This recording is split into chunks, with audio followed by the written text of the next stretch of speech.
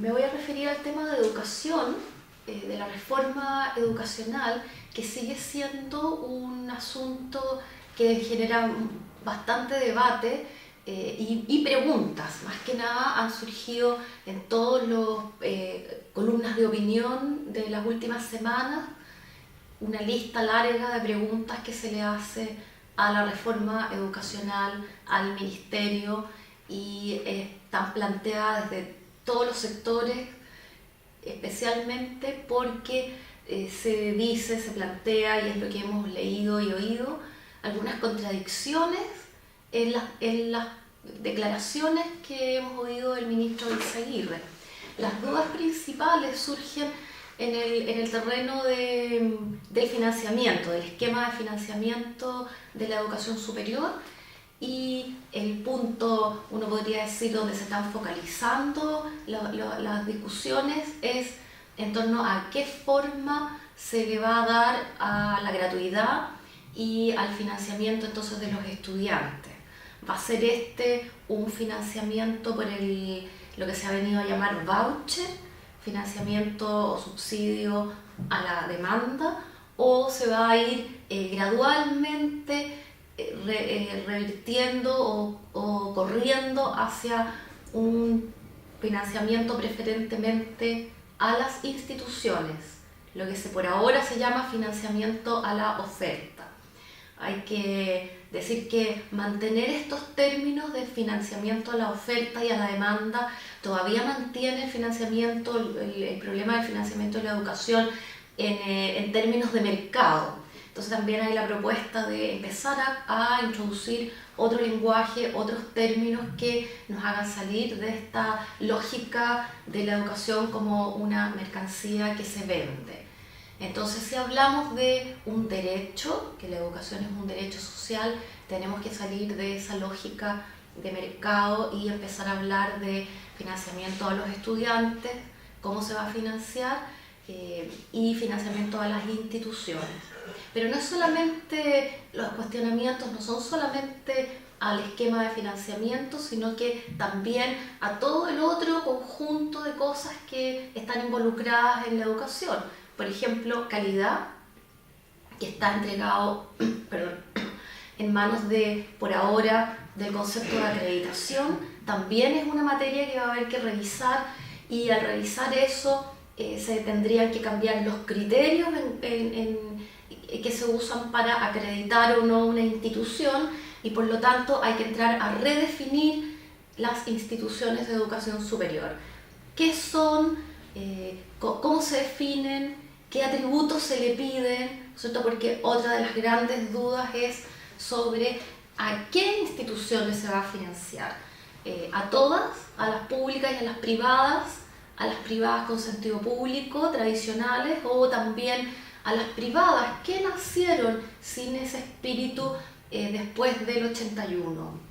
Entonces, cuando uno piensa en ese problema, a qué instituciones financiar, se enfrenta con qué requerimientos se le va a pedir a las instituciones. Y en ese plano, en ese ámbito de definir nuevamente las instituciones de educación superior y hacerles requerimientos, nos encontramos, entonces se abre ahí un árbol enorme de problemas como, por ejemplo, estas instituciones se le va a pedir que traten a su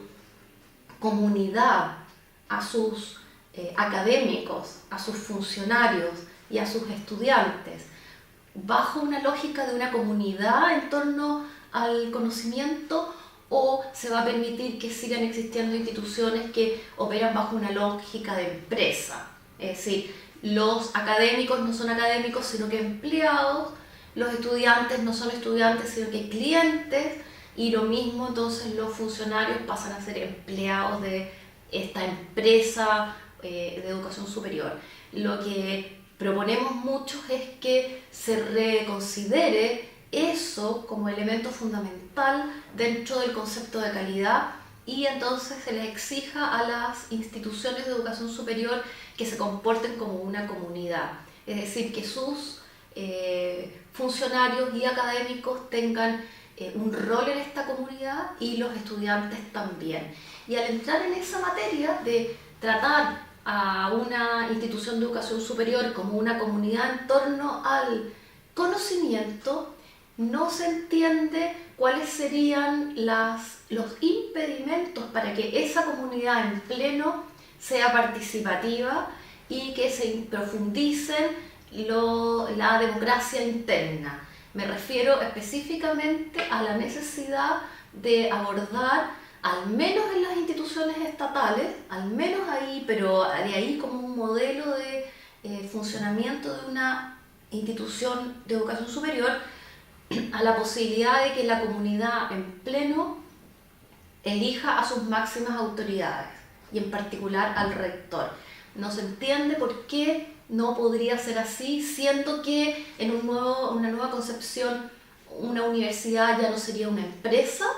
que tiene un gerente, que por cierto en una empresa el gerente no se lo elige por votación, pero en una comunidad donde el rector no es un gerente, sino que tiene una figura política y de conducción de esta comunidad, ¿por qué sus integrantes no debieran entonces participar en su elección? Entonces apelamos nosotros a que se discuta el concepto de triestamentalidad para la elección, al menos de rector, de autoridades unipersonales de alto rango, por cierto, una elección, un derecho a voto que tendría que ser ponderado y tendría que ser debatido al interior de cada comunidad, probablemente en el horizonte cercano de cambio de sus estatutos. Esto ya ocurre en algunos lugares en el país, sin ir más lejos, en la Universidad de Chile, que logró rehacer su estatuto, que venía de la época de la dictadura. La comunidad, en un proceso participativo de gran responsabilidad, rehizo hacia un estatuto democrático en una primera versión de estatuto que debiera ser revisada, y ahí los estudiantes, si bien no votan por rector, tienen participación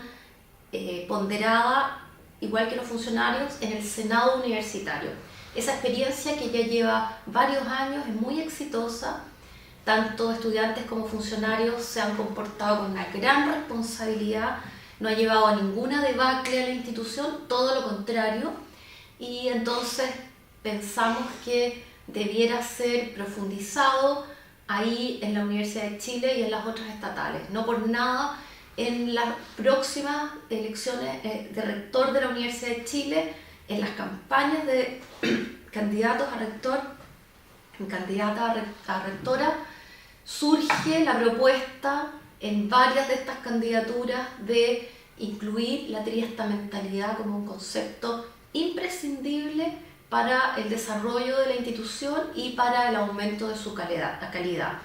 Creo que lo veremos en los próximos meses como un tema de gran relevancia, a la par que el tema de calidad y el tema de financiamiento de la educación superior.